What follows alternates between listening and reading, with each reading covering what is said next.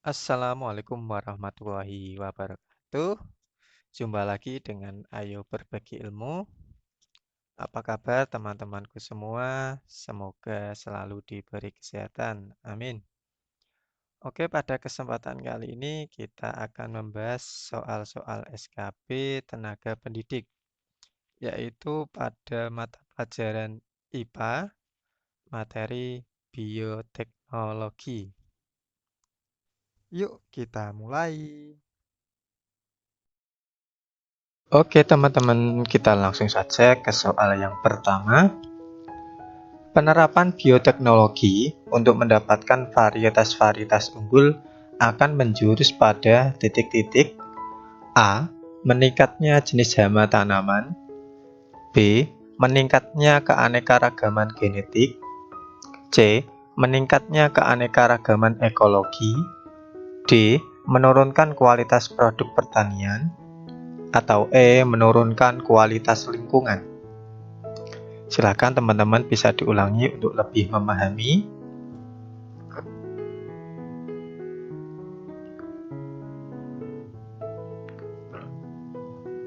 Oke, sudah. Jawaban yang tepat adalah yang B, meningkatnya keanekaragaman genetik. Kita lihat pembahasannya.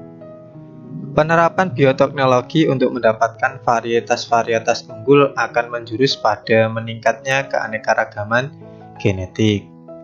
Kemudian seperti contohnya jenis padi, ada pelita 1, pelita 2, barito, cisadane, dan sebagainya.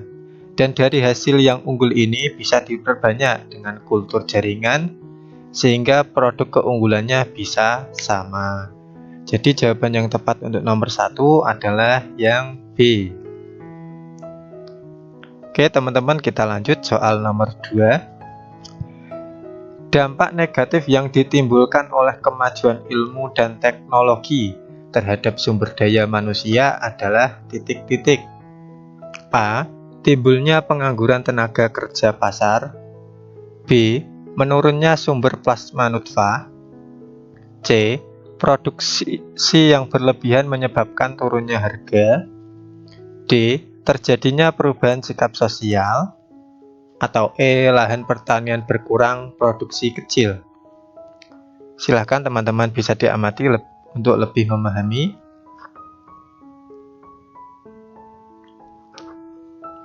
Oke, jawaban yang tepat adalah yang D, terjadinya perubahan sikap sosial. Kita lihat pembahasan.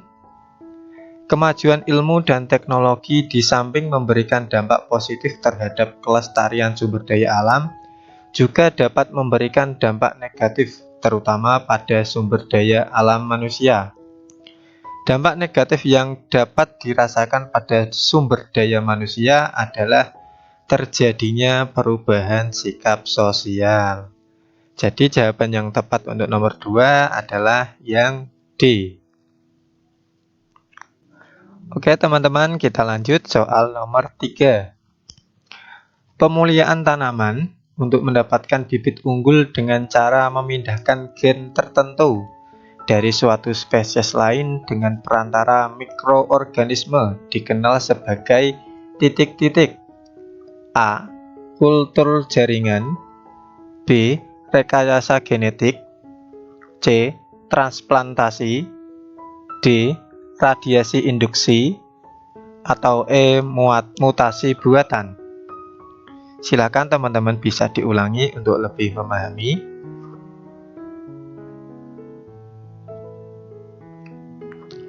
Oke, sudah. Jawaban yang tepat adalah yang C, transplantasi.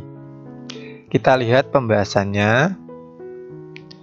Pemulihan tanaman untuk mendapatkan bibit unggul dengan cara memindahkan gen tertentu dari suatu spesies lain dengan perantara mikroorganisme dikenal sebagai transplantasi gen atau rekombinasi gen. Transplantasi ini yang sering digunakan adalah memakai teknik plasmid. Jadi jawaban yang tepat untuk nomor 3 adalah yang C. Oke teman-teman, kita lanjut soal nomor 4. Berikut ini merupakan kelebihan pengawetan makanan dengan menggunakan radiasi, kecuali berarti yang tidak. A. Kesegaran bahan pangan tidak berubah. B. Tidak membusuk selamanya. C. Tidak menimbulkan polusi lingkungan. D. Meningkatkan mutu dan higienis bahan pangan. Atau E. Tidak menimbulkan residu zat kimia pada makanan. Silakan teman-teman bisa diulangi untuk lebih memahami.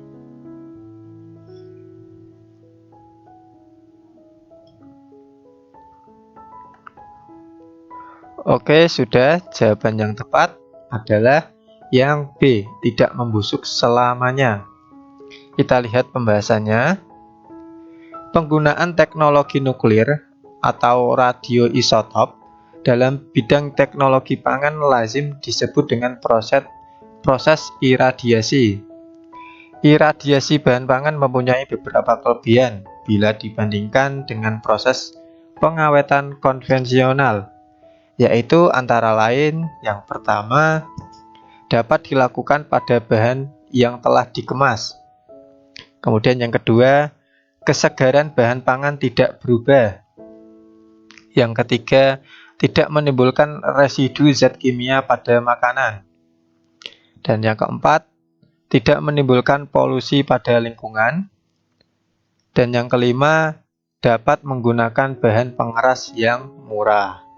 Jadi jawaban yang tepat untuk nomor 4 adalah yang B. Oke teman-teman, kita lanjut soal nomor 5. Pengaruh rekayasa genetik terhadap sumber daya protein hewani adalah titik-titik. A. Meningkatnya biaya pemeliharaan hewan. B. Menurunkan variasi pada hewan. C. Meningkatnya daya tahan hewan terhadap virus. D. Meningkatnya populasi hewan. Atau E. Menurunnya jumlah makanan yang dibutuhkan hewan. Silahkan teman-teman bisa diulangi untuk lebih memahami.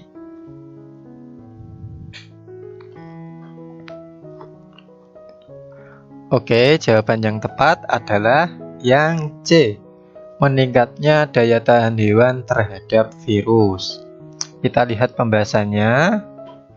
Pengaruh rekayasa genetik terhadap sumber daya protein hewani adalah untuk meningkatnya daya tahan hewan terhadap virus. Kini telah diketemukan interferon, hasil teknologi hibridoma yang bisa membuat interferon untuk memusnahkan virus. Jadi jawaban yang tepat untuk nomor 5 adalah yang C. Oke, kita lanjut soal nomor 6. Berikut ini pemanfaatan rekayasa genetika untuk meningkatkan kualitas kesehatan manusia, kecuali titik-titik. A. Insulin. B. Antibiotik. C. Antibodi monoklonal. D. Interferon. Atau E. Terapi gen sel sumsum tulang. Silakan teman-teman bisa diulangi untuk lebih memahami.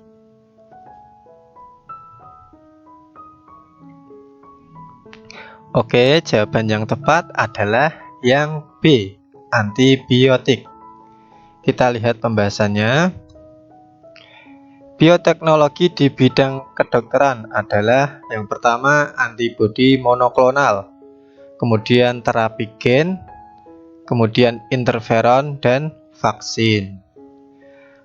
Kemudian antibiotik adalah bioteknologi konvensional seperti fermentasi yang didapatkan dari hasil metabolit sekunder organisme seperti Penicillium notatum, P. Chrysogenum, dan Streptomycel, dan lain-lain. Jadi jawaban yang tepat untuk nomor 6 adalah yang B. Oke teman-teman, kita lanjut soal nomor 7. Penerapan teknologi rekayasa genetika pada manusia pertama kali adalah pada penderita A. Malaria, B. Diabetes, C. Asma, D. Ginjal, atau E. Jantung. Silakan teman-teman bisa diulangi untuk lebih memahami.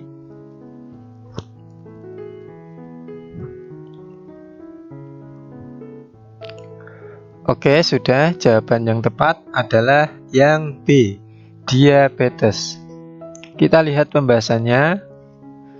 Penerapan teknologi rekayasa genetika pada manusia pertama kali adalah pada penderita diabetes dengan cara menyambungkan gen yang memproduksi insulin ke dalam DNA bakteri. Dalam bioteknologi modern disebut teknik plasmid. Jadi jawaban yang tepat untuk nomor 7 adalah yang B, diabetes. Oke teman-teman, kita lanjut soal nomor 8. Berikut ini bahaya dari bioteknologi kecuali titik-titik. A. Digunakan untuk senjata biologis. B. Memunculkan organisme strain jahat. C. Mengganggu keseimbangan lingkungan. D. Menyalahi hukum dan nilai masyarakat. Atau E. Menambah keanekaragaman hayati. Silakan teman-teman bisa diulangi untuk lebih memahami.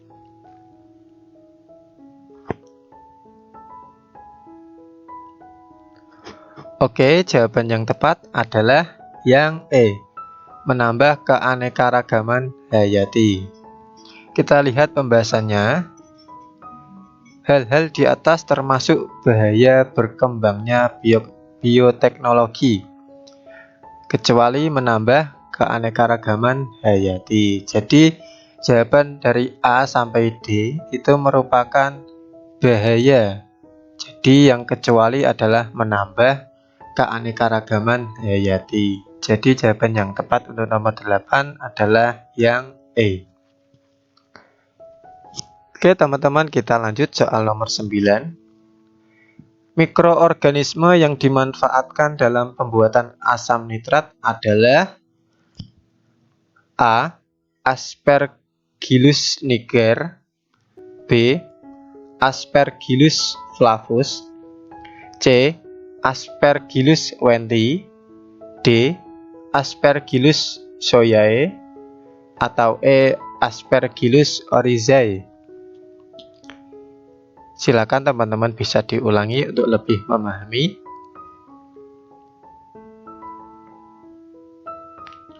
Oke, jawaban yang tepat adalah yang A, Aspergillus niger.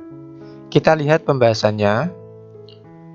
Untuk memperoleh asam nitrat, mikroorganisme yang kita butuhkan adalah Aspergillus niger. Ciri produk bioteknologi haruslah skala industri karena ingin memenuhi kebutuhan manusia. Jadi jawaban yang tepat untuk nomor 9 adalah yang A. Oke teman-teman, kita lanjut soal nomor 10. Proses manakah yang terjadi di dalam bejana fermentasi sehingga terbentuk zat antibiotik penisilin? A. Terjadinya reaksi kimia antara zat makanan dan jamur penicillium sehingga terbentuk zat penisilin. B. Zat antibiotik penisilin perlu ditambahkan dalam bejana sehingga dapat merangsang jamur untuk memproduksi antibiotik. C. Jamur penicillium tumbuh subur dalam bejana fermentasi sehingga dapat menghasilkan penisilin. D. Bakteri-bakteri tertentu tumbuh subur dalam bejana fermentasi sehingga menghasilkan penisilin. Atau E. Udara dalam bejana fermentasi menyebabkan makanan dalam bejana tersebut teroksidasi dan membentuk penisilin. Silakan teman-teman bisa diulangi untuk lebih memahami.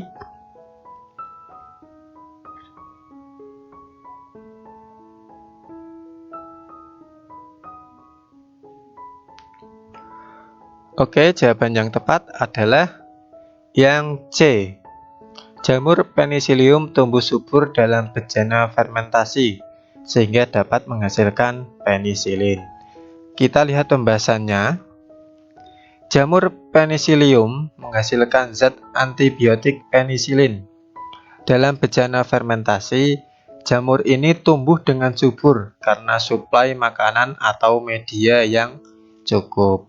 Jadi jawaban yang tepat untuk nomor 10 adalah yang C. Cukup sekian yang dapat saya sampaikan. Semoga bermanfaat bagi kita semua. Terima kasih. Wassalamualaikum warahmatullahi wabarakatuh.